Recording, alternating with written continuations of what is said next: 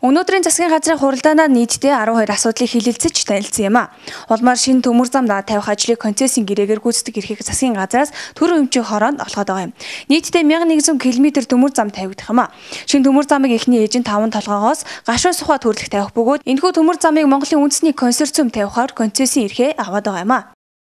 Концессийн гэрээний үндсэн нөхцлүүд бол ерөнхийдөө бүгд бол адилхан. Концессийн хугацаа дуусахад төр 51% үн төлбөргүйгээр авна. Төрийн хувьд бол тодорхой хэмжээний мөнгө хөрөмтөл бий болсон үед бол дурт цагтаа бол төрийн 51% худалдаж авах бололцоог нь бас нээж өгж байгаа. За Монголын үндэсний хөрөнгө оруулагч буюу үндэсний компаниуд оролцох асуудлыг нь бол нээлттэйгээр бол орхиж байна.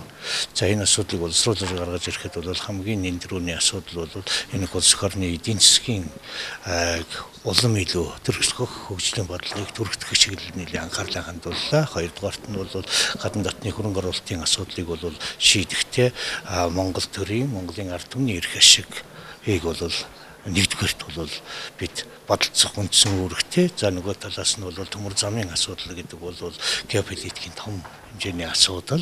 Тэр агуулгаараа бол бусад оролцогчдын зүгээс бол хэрэгтэй гэж асуудлыг нь хангах асуудал дээр бол нэлийн асуудлыг бол шийдвэрлэж гаргаж ирж байна. За мэдээж энэ том бүтээн байгуулалтын ажил хийснээр Монголын дотоодын нийт бүтээгдэхүүний 24% тэнцвэрч хэмжээний хөрөнгө оруулалт бол одоогийн бидний тооцоолж байгаагаар бол нэмэгдэх бодит бололцоо бол хангагдж байна. Төмөр замын суур үтсийг барих асуудал болон за үүнтэй улбаалаад 5-7-оос сайн шандын чиглэлийн төмөр зам хөдлөөдөглөөр баригдаад эхлэхдээ сайн шандын аж үйлдвэрийн паркийн асуудал бол энэ дээр бол хөндөгдөж гарч ирж байгаа.